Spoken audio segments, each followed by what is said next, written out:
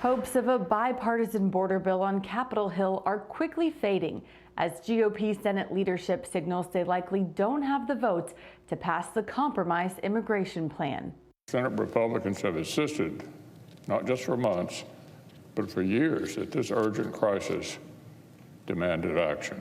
Just hours later, McConnell reportedly urged Republican senators to vote no on the bill's first procedural vote set for Wednesday. This after being in rare agreement with President Biden that immediate solutions are needed at the border. We don't have enough agents, we don't have enough folks, we don't have enough judges, we don't have enough folks there. We need help. The bill, which was endorsed by a union of Border Patrol workers, aims to discourage migrants from illegally crossing the southern border. It includes $20 billion for immigration enforcement, the hiring of thousands of officers, and increased screenings for fentanyl and other drugs. The measure also includes $60 billion for Ukraine, $14 billion for Israel, and $10 billion in humanitarian aid for people in Gaza, the West Bank, and Ukraine. House Speaker Mike Johnson claims the Senate bill encourages more illegal crossings and is dead on arrival in the House. It would not resolve any of the problems, not reform in any meaningful way the broken asylum system, the broken parole process, and all the things that have created this catastrophe. Former President Trump, who's made the border a central issue of his campaign, is urging Republicans not to pass the bill. This is a Democrat trap. It's a trap for Republicans that would be so stupid, so foolish to sign a bill like this. This bill can't be signed. Senator James Lankford, the lead GOP negotiator on the bill, says it's time to get resources in place to control the border. The president has something he's trying to accomplish. He's trying to get elected back to be the president of the United States. I've got something I'm trying to accomplish. It's securing the nation and our borders right now. So he's got his purposes right now. I've got mine. Democratic leaders are also urging swift compromise. We cannot let politics get in the way of passing this legislation. The senators have to drown out the noise of politics and politicians who tell them not to vote for this bill for political purposes.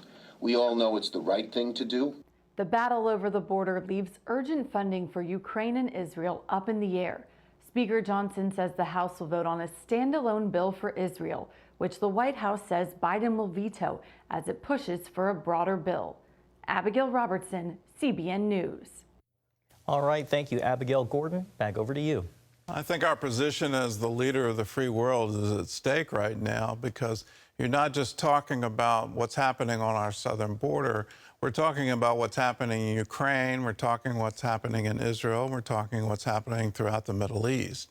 Then you add to it the current aggression coming out of North Korea, and it's pretty tough talk. And then the longstanding goal of China to absorb Taiwan, and does that include an invasion? All of these things are all happening at the same time, and every single one of the bills is dead on arrival.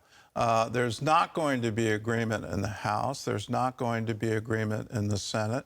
Politics is absolutely going to take over, and so we're not going to see resolution until a new Congress, a new Senate, and perhaps a new president. We've got to get through the election in order to find out. But in that time period, the world's not going to take a pause. And are they going to take advantage of our perceived weakness, just as Hamas thought Israel was weak? Israel went through 5 years of political turmoil where they couldn't determine who was the prime minister. And they were absolutely caught up in internal conflicts with massive protests in the streets. And are we going to see that here? And if we do, are our enemies going to be watching and try to take advantage of it? The Bible says a house divided against itself can't stand.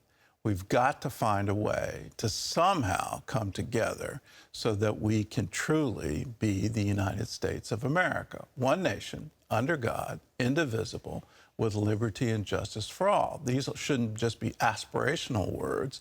How do we make it real? Well, one thing you and I can do is pray, and pray for unity right